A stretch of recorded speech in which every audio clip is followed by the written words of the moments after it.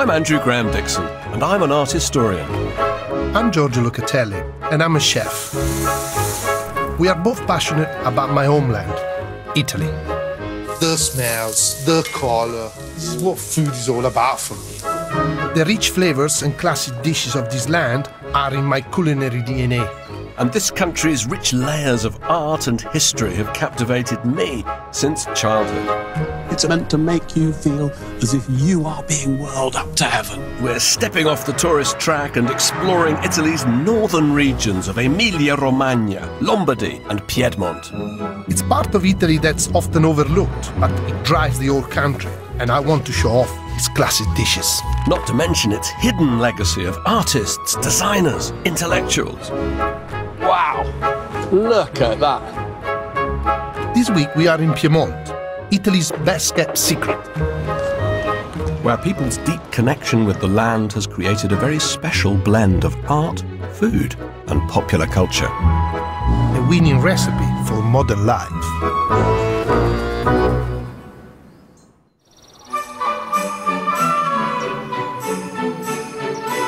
Located on the Italian side of Mont Blanc, Piedmont has the most majestic landscapes in Italy.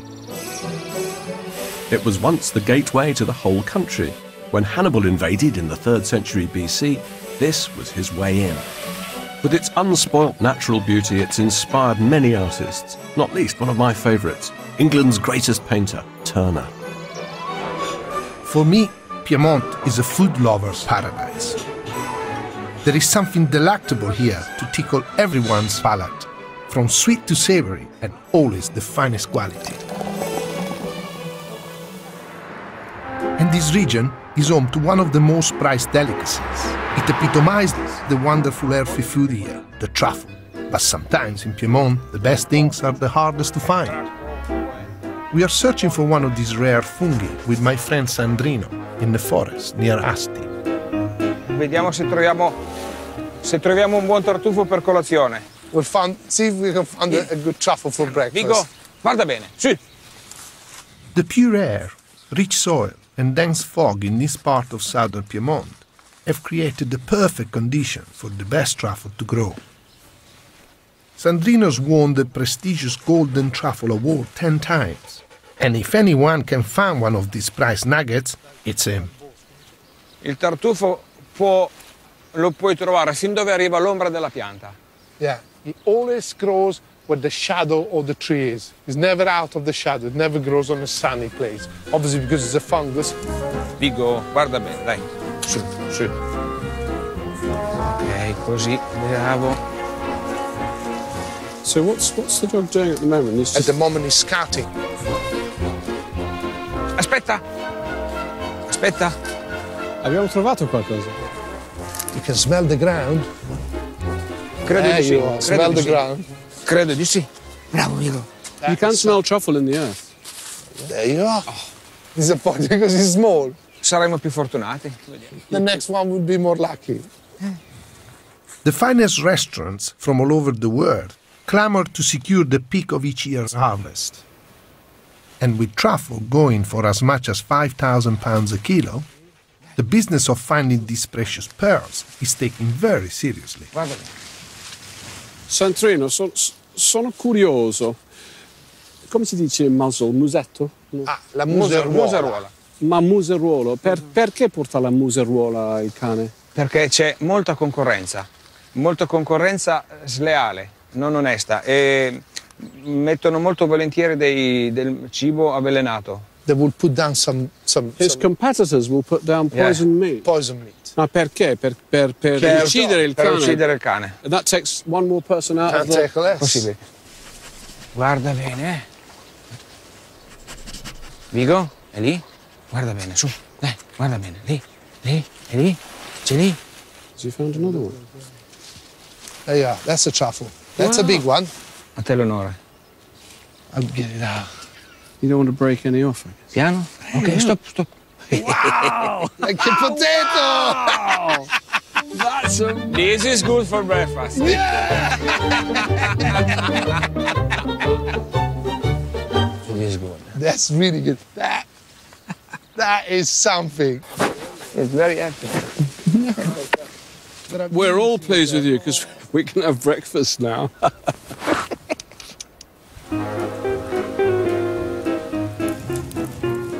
Sandrino, come on, give us some truffle.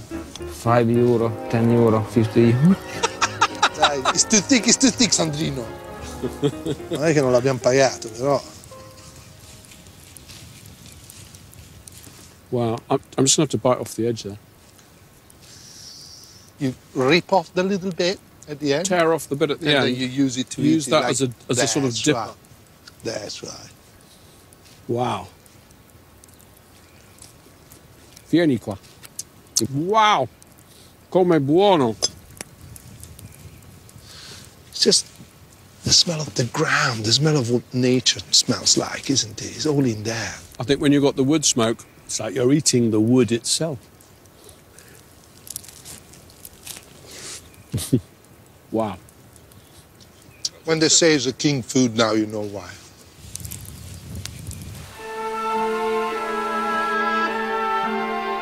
According to Sandrino, the best way to get underneath the skin of Piedmont is to explore it by foot. And since this is historically a land of pilgrimage, we're following his advice. We're on an ancient track called the Via Francigena. 1,000 years old, it once linked Canterbury to the eternal city of Rome. So nowadays, I suppose the pilgrimage route that leads to Santa Maria de Compostela is the most famous, but back in the Middle Ages, the Via Francigena was the most popular pilgrimage route from north to south. Well, they used to believe that each mile that you walked was another day off for your eternal soul from purgatory. So you'd get to heaven more quickly. So we will be straight in paradise after this. Each blister. We're looking for the exit of the pathway, where it opens out to reveal the Susa Valley, just about 30 kilometres from the French border. So, Andrew, where are we? You got them up? Well, we should be at the bottom of the old donkey path. Oh, la mulattiera. Which is where there's the punto di vista panoramica. Panoramic view. Not today. It's wonderful. Actually, what do you fancy? Travelling pilgrims needed places to rest, and the valley is dotted with beautiful monasteries and abbeys. One of the oldest, a real hidden gem, is the Abbey of Novalesa. Home to some fascinating art, it's still open to pilgrims today and still home to a community of monks. This is Father Daniele. Che significa fare il pellegrinaggio? Molto importante perché significa il cammino della vita. Uno che lascia tutto, rimane solo, cammina per la strada, incontra temperie, forse anche ladroni. Questo si abbandona totalmente al Dio per andare a un santuario. It almost seems to me it's a way of purifying yourself of the temptations of life. Per purificarti. Il cammino che ti purifica. Sì, sì. E il fatto di arrivare che... Purifica perché si trova solo per la strada. You can only find it on the road. Sconosciuto. The place that you don't know. That's where you can find yourself. Sì. Well, noi continuiamo il nostro viaggio. Grazie tanto. Arrivederci. Arrivederci. Grazie, grazie. Arrivederci. I've known for years that there are some wonderful 11th century frescoes in the chapels here, but I've never managed a visit before. It's not the easiest place to reach. No, I love it. It's almost a list of... Silvestro Luigi came here on the 21st of June, 1857. 1857. Not there. Somebody called Forla Giuzzi came in 1960, 1923. I think for a lot of people, writing your name on the wall might almost be a way of saying, well, I hope my prayers come true. Okay, it's like a... It's almost like a way... This is not just graffiti, it's almost like praying in the form of graffiti. Look at this. How old are these? Really, really, really old. This is very unusual to find paintings as old as this, in such good condition, up in the mountains with the damp air. These paintings have a raw, almost primitive energy. The effect they had on travelling pilgrims can only be imagined.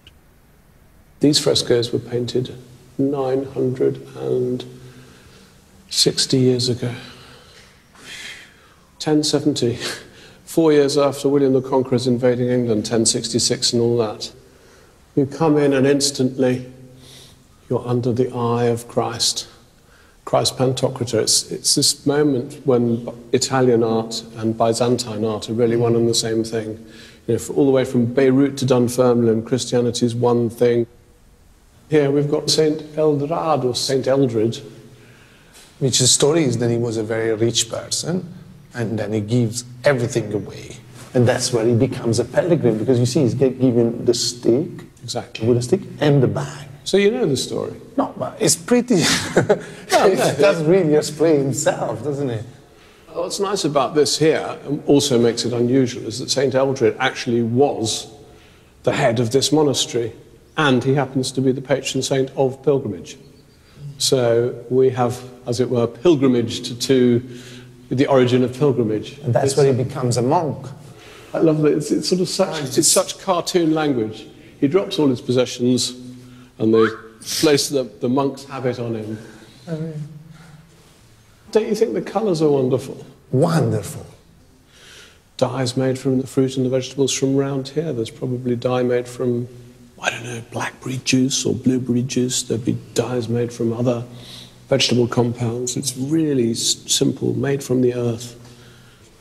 You'd come out of the cold, the brothers would give you something simple to eat, and then you come here, and here you get sustenance for your soul. Yes, sustenance for your body and for your soul, ready to carry on. Ready to carry on to Rome.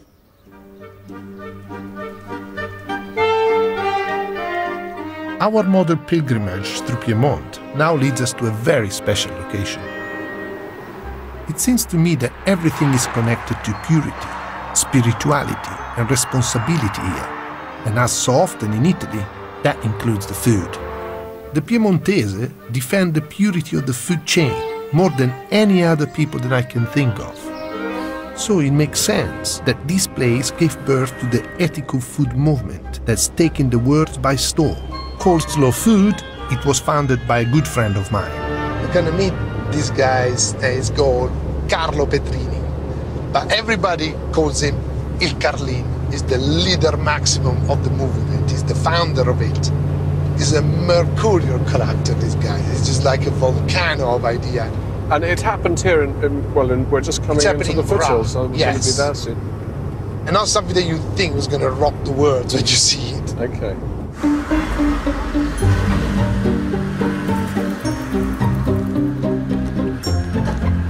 Slow Food was founded in 1986 in opposition to the growth of the fast food industry.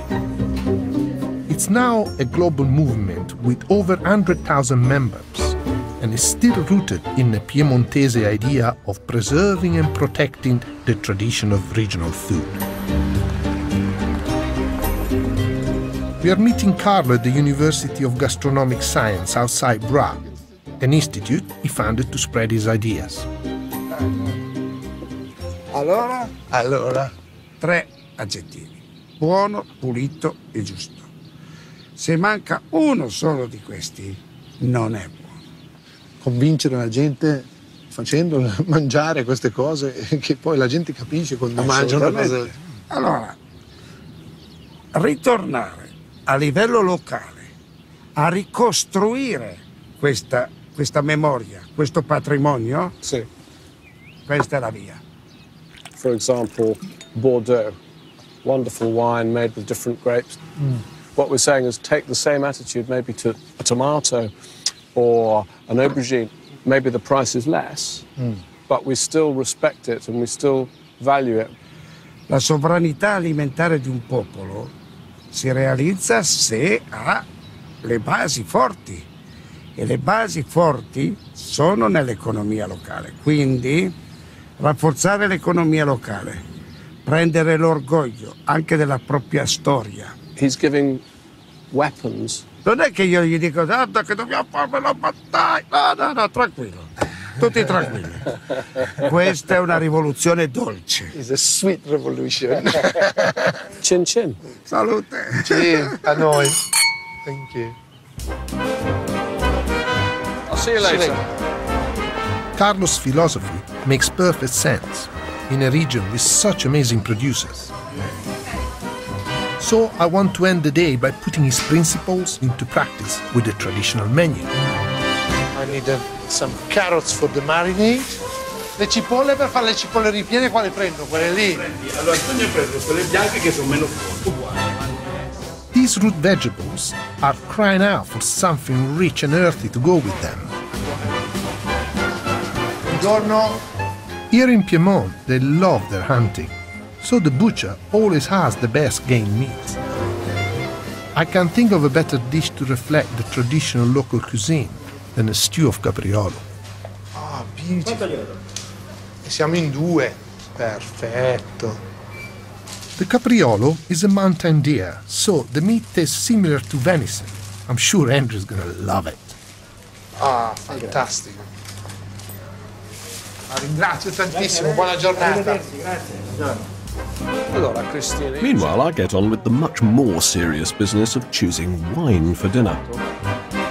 Piedmont is home to some of Italy's very greatest wines, including my favourite red, Barolo. Bello. Ottimo, è un 2006, perciò di un'annata vecchia. Perfetto. Back at our farmhouse, I set to work on our Piemontese feast. There is no better way to make a rustic stew than on a real wood fire. If you want a little bit more power, there we are. You take away one. The more air you allow in, the hotter it and what gets. you just get. Brilliant. So no dials, no knobs. Is that like an Italian or Piemontese version of an Aga? That was actually the same stove that my grandmother used to have. Really? You know, Andrew, this is not the Italian food that is just famous all over the world, you know, the kind of the Mediterranean diet, the olive oil. Here you got much more subtle flavors. And, you know, and the vegetables are much more root vegetables, so they sort of attach more to Central Europe than Southern Italy. Do you understand? In a sense, maybe it's kind of Italian food that has more in common with certain aspects of English cooking. The climate's closer. Definitely. A bit better than English cooking, that's for sure. I'm saying nothing. It's a pretty good food for some pilgrims who've just come down the hill. Yes. Okay, so Andrew, that's our capriolo. Smell fantastic. Wow, so that's been marinated not in wine but in vinegar. In vinegar. Here is not balsamic land. This is white wine vinegar land. It's a great smell. It's very lean meat.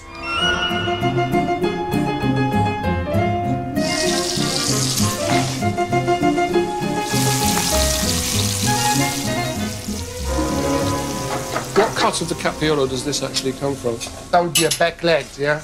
It's been up and down the mountain. That's what it is. It's really powerful anyway. I mean, when you see them running... I've seen them, I've seen them. When you walk in the mountains, they're the ones that you think, how on earth did that animal get up there? That's absolutely... So how come it doesn't fall? It's almost like a cross between a deer and a cat. It's time to pop the cork. Barolo's a full-bodied wine. It needs time to breathe. I'm glad you approve. I'm telling you, this is the perfect wine for what we're going to eat. This is a real farmhouse dinner. Have you got the plates? I'll go and get them. That's what I need. I'm Farmhouse dinner.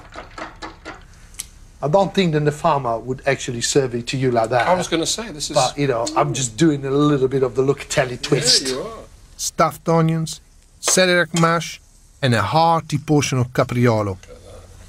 I have been longing for this all day.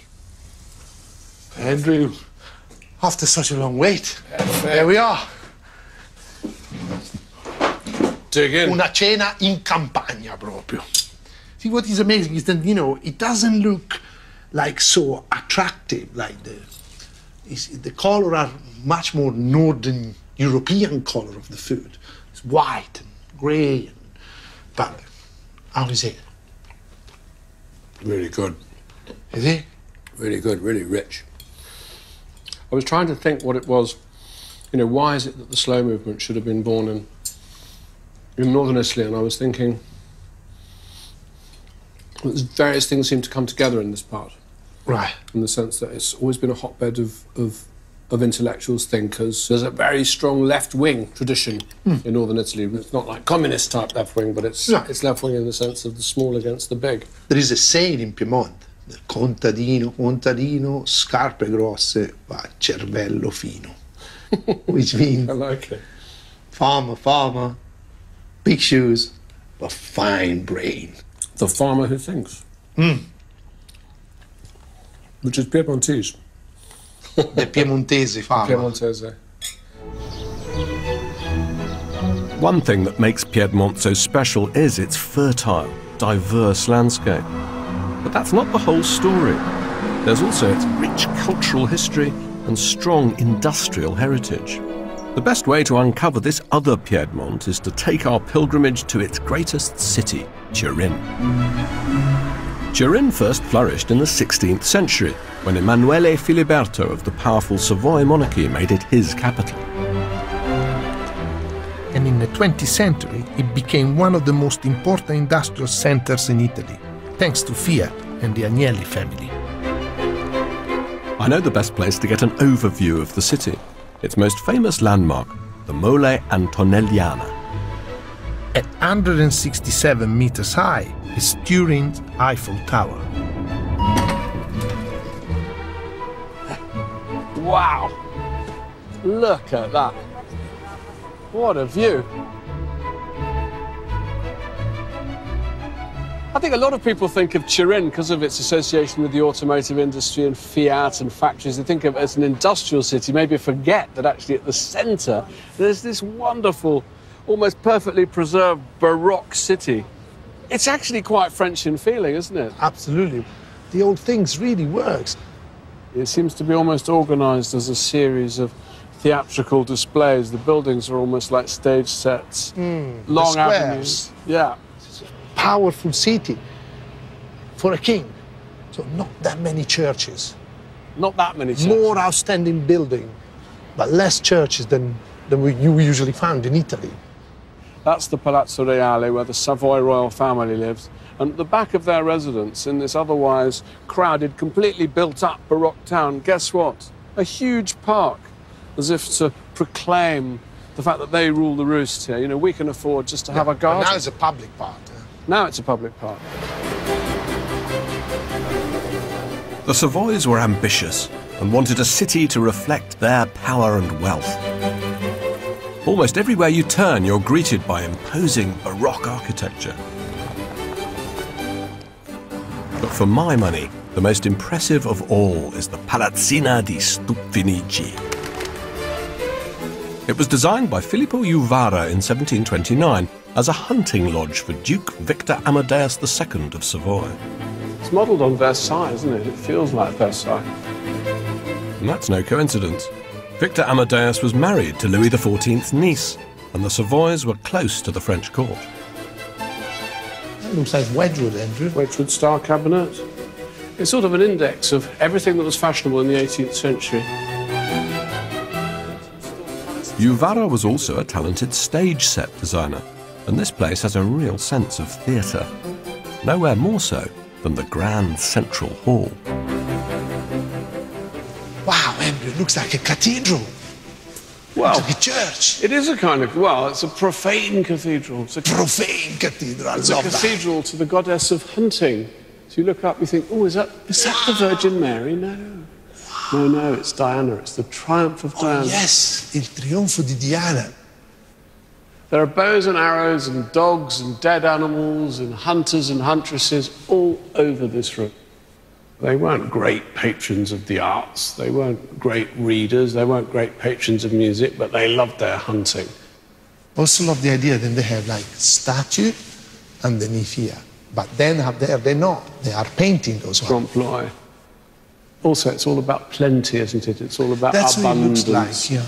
You know, whatever there is, we've got plenty of it. And if we haven't got it, we'll go and catch some. And there's one place where their appetite for abundance and ownership is strikingly clear.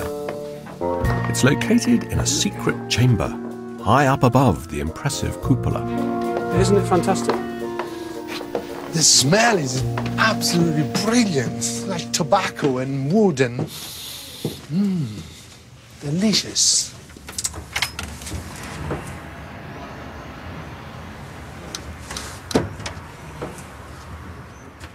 Who rules?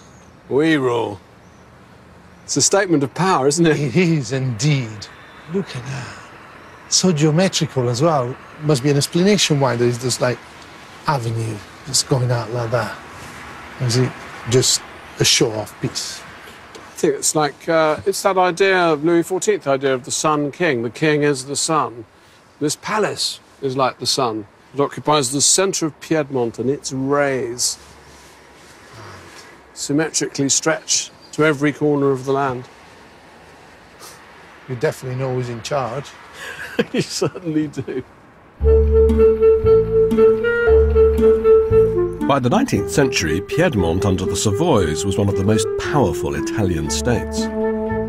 Supported by the monarchy and spearheaded by the Prime Minister, Count Camillo Cavour, the movement to unify Italy was born right here in Turin. Learned and clever, Cavour loved to discuss ideas, and in the vibrant cafe culture of 19th century Turin, he found the perfect place. Fiorio was Cavour's favorite café, almost his office. It was so influential, it said the king himself would ask every morning, "What are they saying in Fiorio?" The café was like an informal parliament, where Cavour and his followers could speak freely. E poi voi, signori? I love this noise. There you are, Andrew. We are in the place. There is the picture of the man himself. Grazie. Oh, grazie. What is this? This is called bicerin. And it's coffee, chocolate, and cream. So very, very dietetic drink. Oh, that is delicious. Cavour plotted the campaign to unify Italy right here in Fiorio. It was Cavour and the king who were the power behind Giuseppe Garibaldi's military campaign. Garibaldi was like the way we see in Che Guevara now, that sort of freedom fighter. They absolutely use his image in order to get that general popular approval, because themselves they were pretty ascetic people. They didn't have much in common with the common man. It's a popular uprising in a sense, in that the people greet and they welcome Garibaldi's conquering army as it moves south. But essentially, this is a movement that's sponsored by the king. Our man Cavour is a monarchist. Yeah. What are the ultimate consequences for this region, for Piedmont? Well, Piedmont suddenly became the most important region of Italy.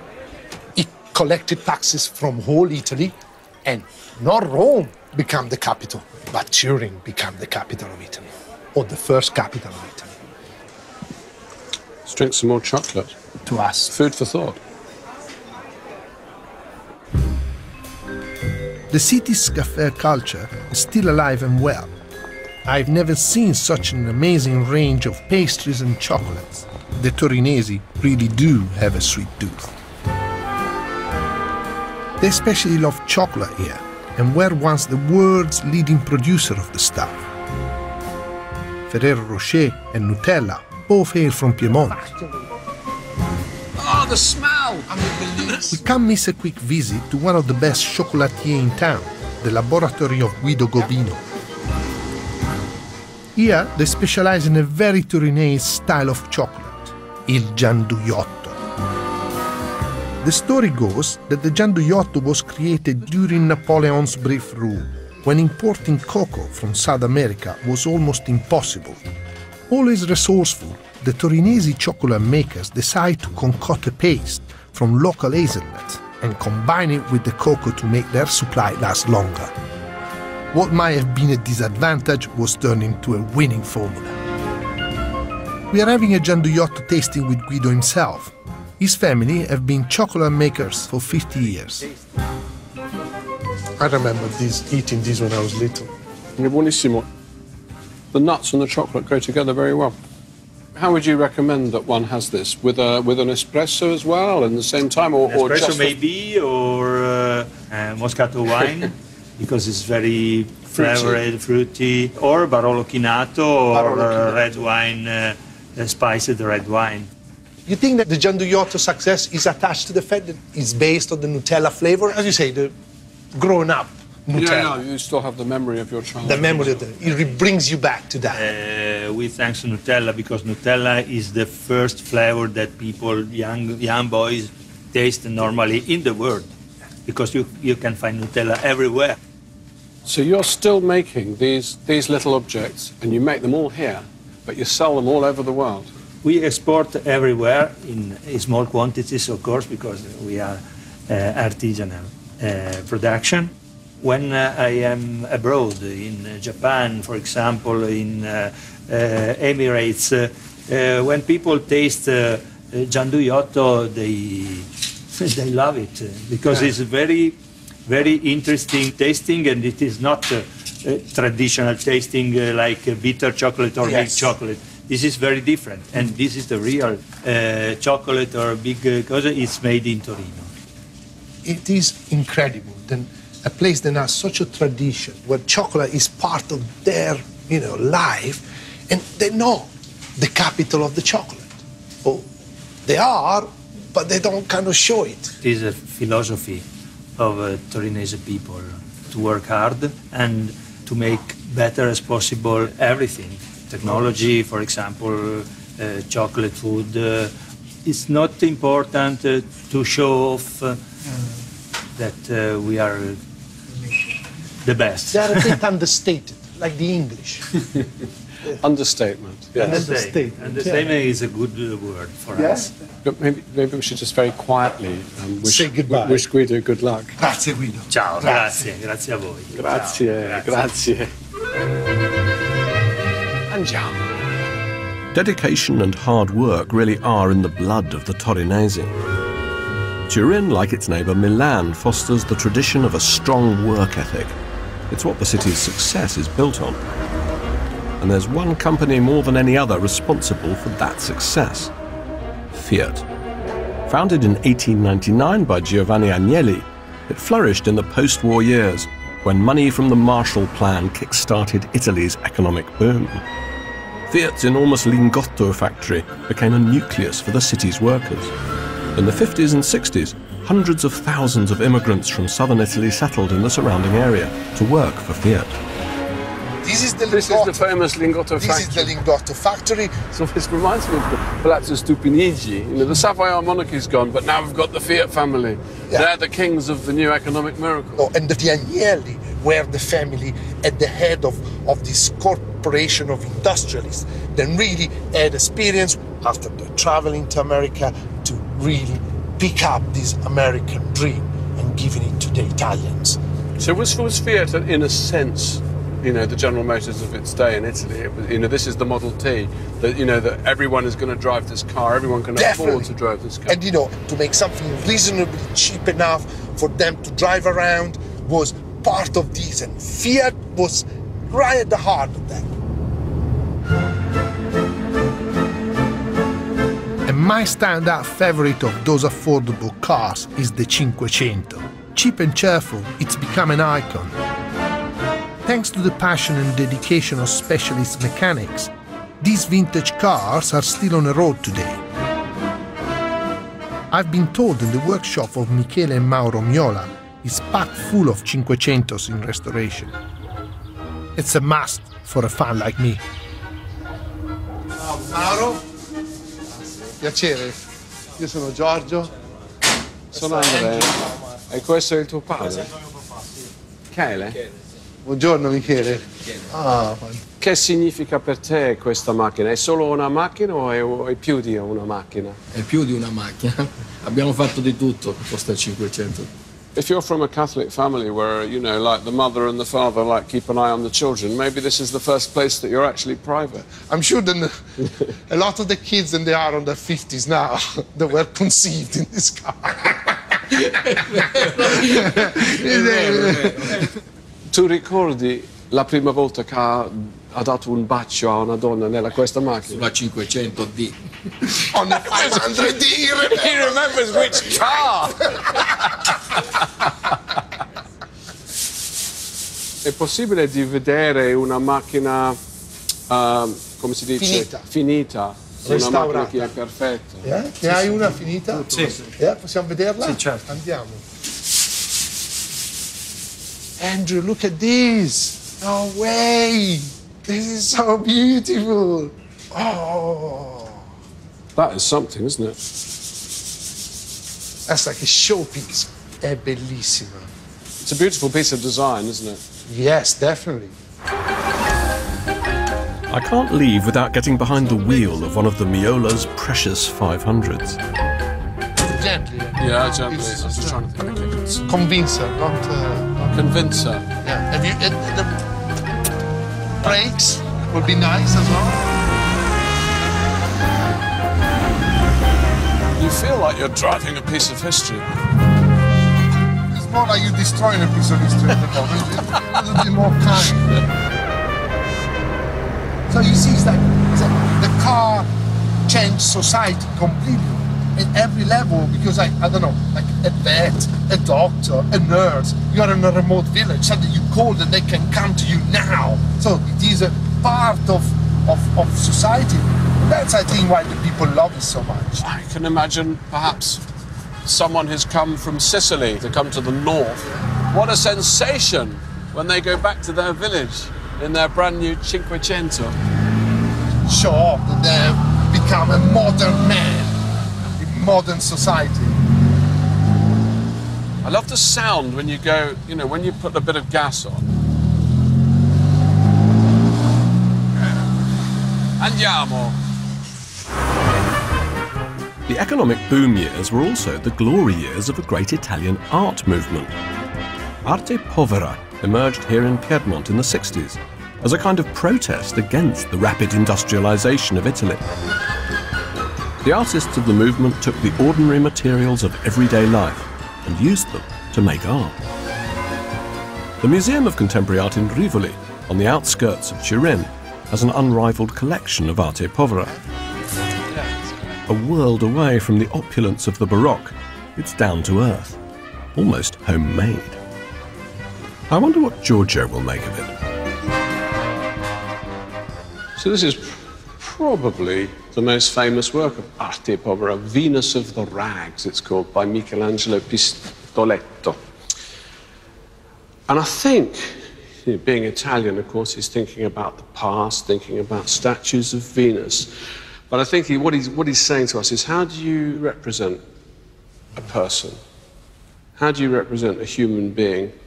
For me, the rags could be a portrait of a person, perhaps through all the clothes they ever wore. All his life. Yeah. That's right.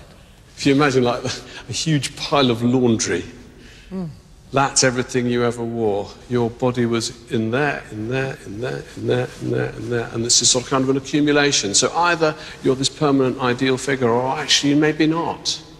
Maybe you're more imperfect, you're more ragged.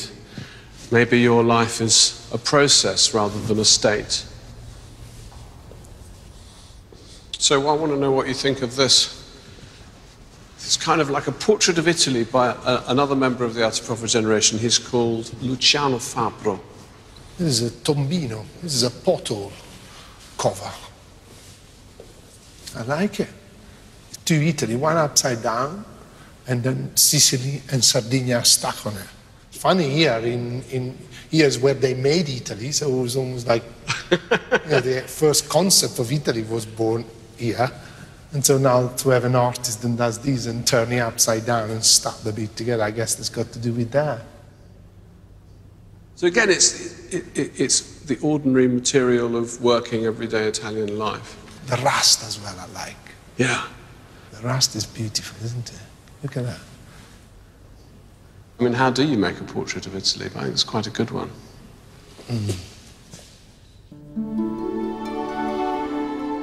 There's a piece here by my favourite arte povera artist, Giuseppe Pennone. Unsurprisingly for a Piedmontese artist, his work focuses on man's relationship with nature. This room is made entirely of laurel leaves. It's beautifully quiet.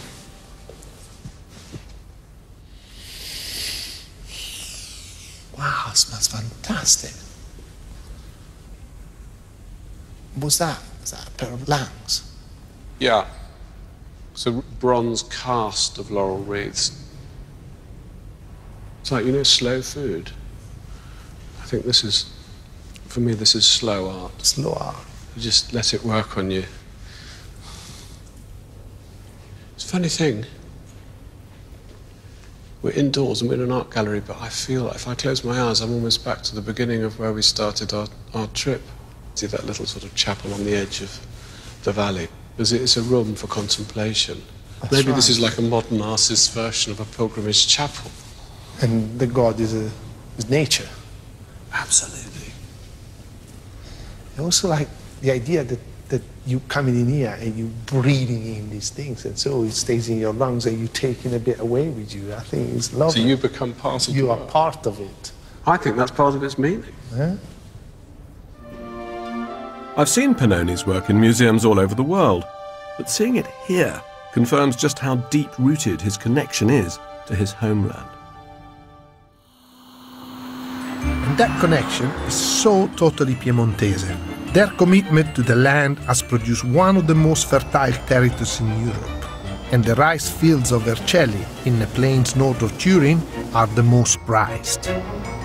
The locals have worked hard for centuries to cultivate the best condition to produce rice here. And now there are more than 100 varieties grown in these paddy fields. The most popular is Carnaroli. For us chefs, is the king of risotto rice. Now I want to show you this rice because it's so beautiful. Come and have a look.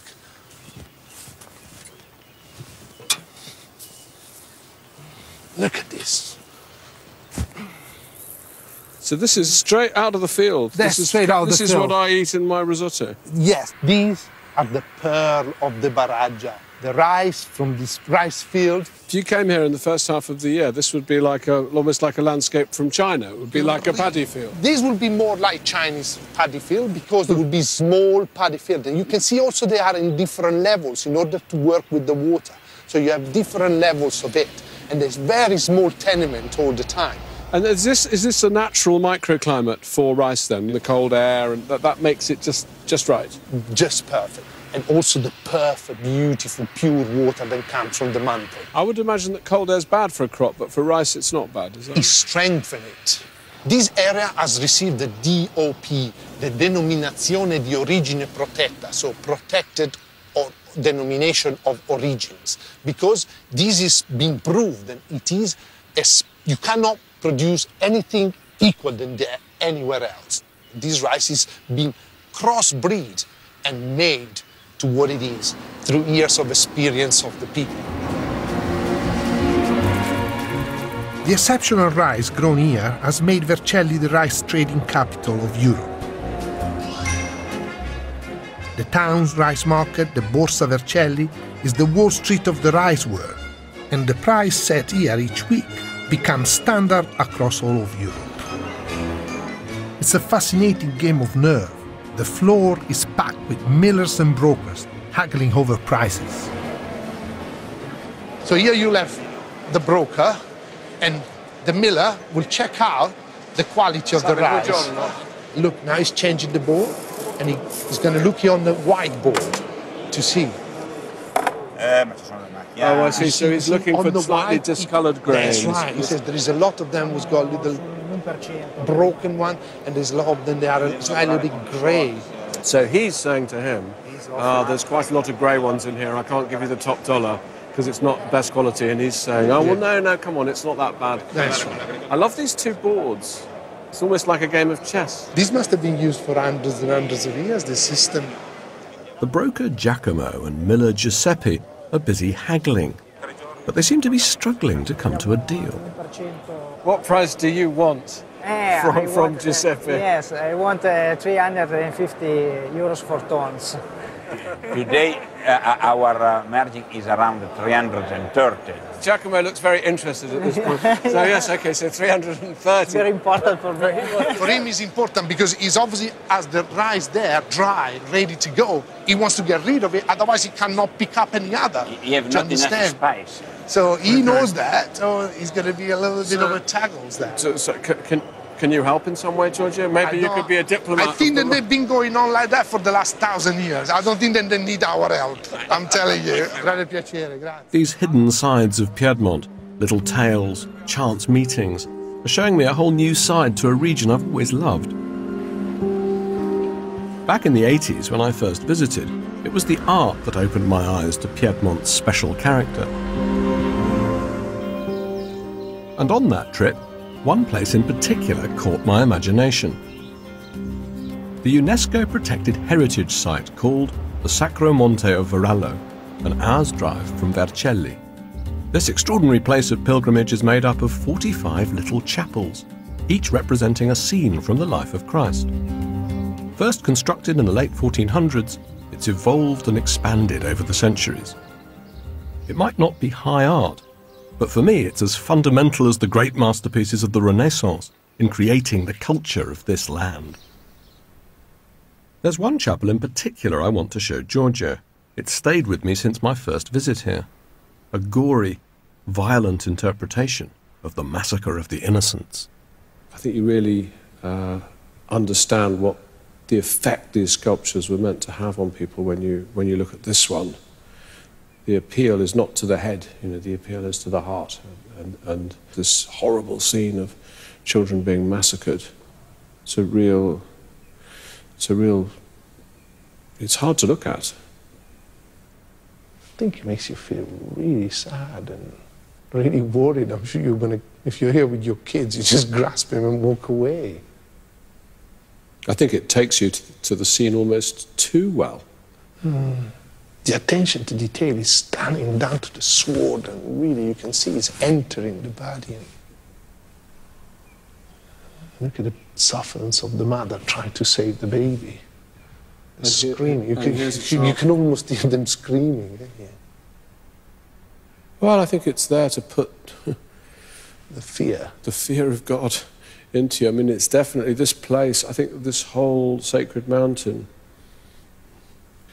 is a kind of machine made to ingrain faith in the people who came here, to really make them believe. In a very spectacular way. Yes, if you don't pray to God, if you don't behave like a good, devout Christian, maybe these things will happen to you. Each chapel is like one scene in an unfolding story. Yes, like a modern film almost. You're going through, you've got to know that it's going to be the final thing is the resurrection. But you still have to go through all the thought and the pain and everything else. The chapel I want to take a look at is the one representing the Last Supper. Quite a spread. It is quite a spread. And what is amazing, and look, they don't have just bread and wine, like in the Bible, but they got all the produce that they are from this area. Look, the freshwater fish, like trouts and things like that. You've got two different types of cheese in there, and you can actually recognize them very well. With the one on the right, that's a Castelmagno, and that one, because it's got a red skin, is Castelrosso, which are really typical cheeses from this area. So they were eating as well something that the people actually knew. Yeah. So you can actually identify the cheeses as being from here. And the two different cheeses from here. Well, I think that was the idea. I mean, because in the instruction manuals for the artists of the time, it always says, make the people feel at home. Make it shouldn't feel like it's 2,000 years ago in the Holy Land. It should feel as if it's taking place in Piedmont, and that's what they've done. I would like to cook this dinner.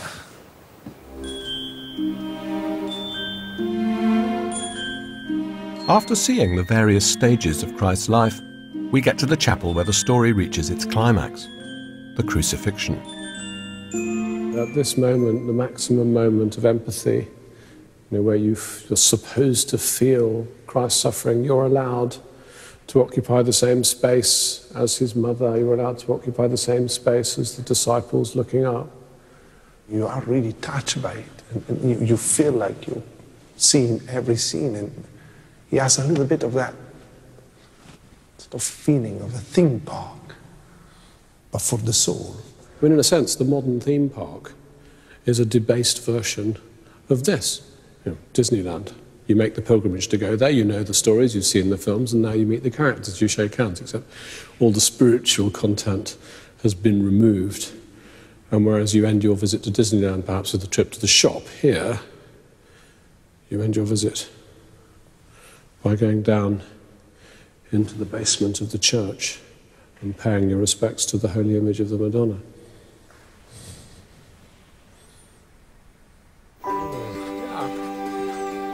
The basement chapel is like a people's museum of faith and devotion, a place where they offer remembrance or give thanks.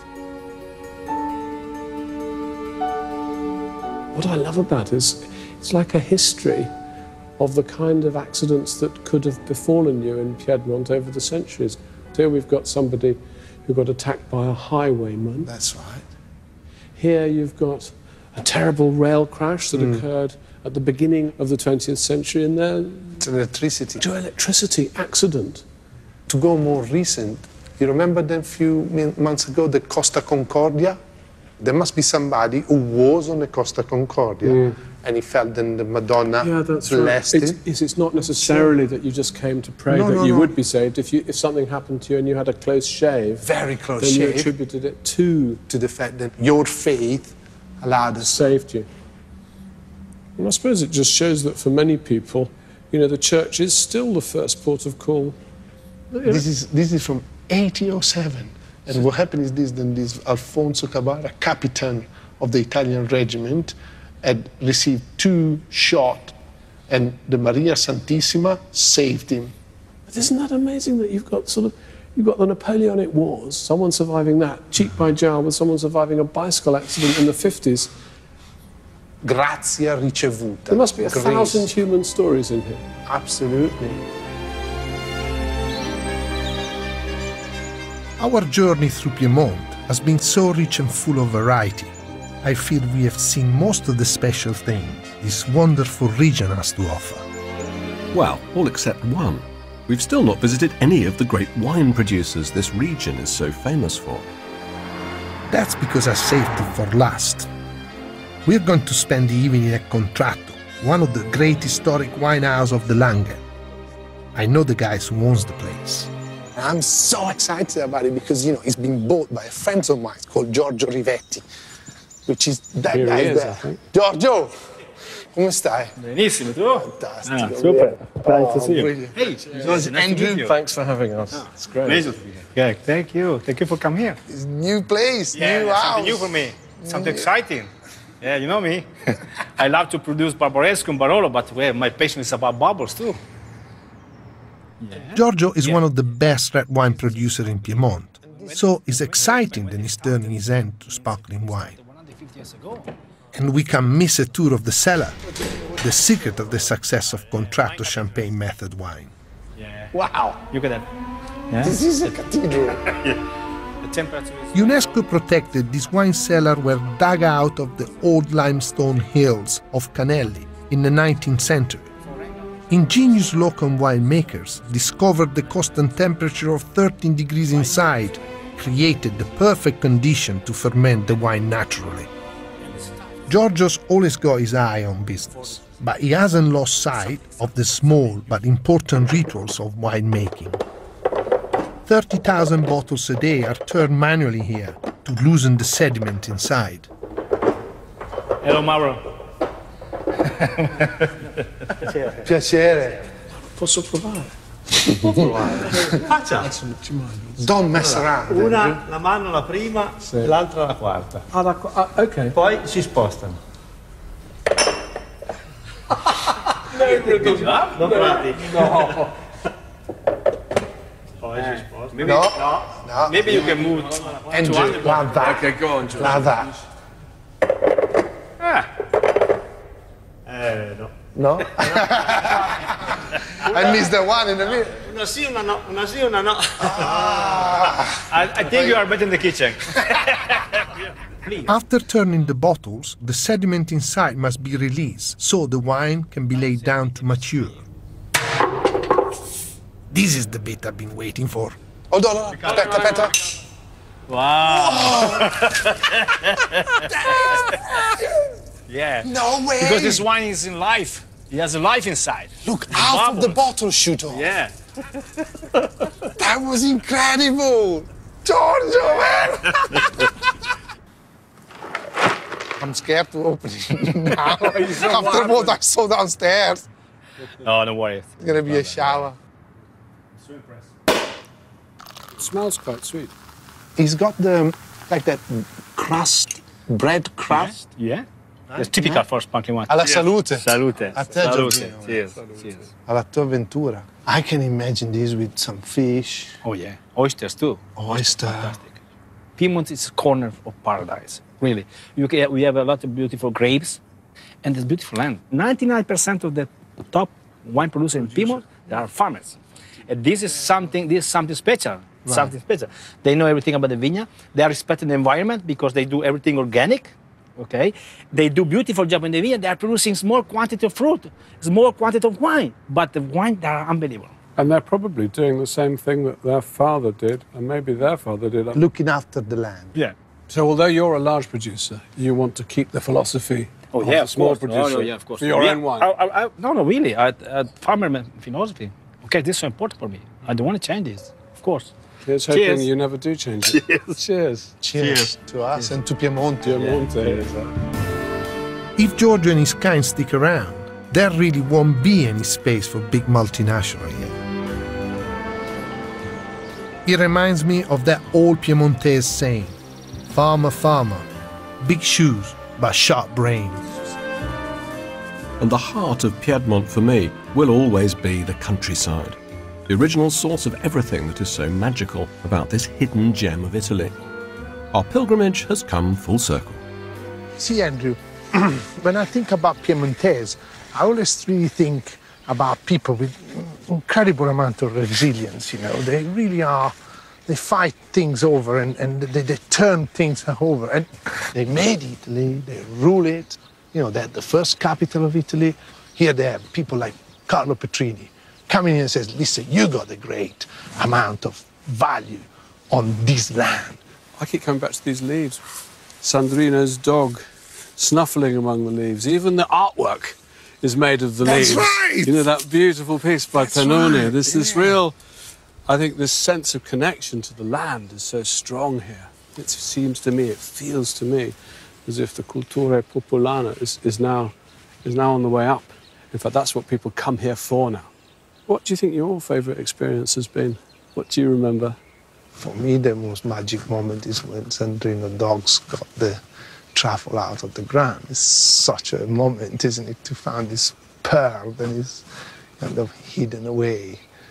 It's fantastic. And it just puts me, you know, back. You know, I'm sitting in London trying to sell these things to people, and suddenly, you know, here I am just picking it out of the ground. It's magic for me, that. I've been coming back for that experience of the soil, you know, for the humble pilgrimage church, for the terracotta statues at Varallo, for the experience of eating the funghi porcini, the venison that you cooked. The truffle. Of course. Andiamo. Duma va. So, where do you think we should go next? I think the best place to go now is to go for lunch, man.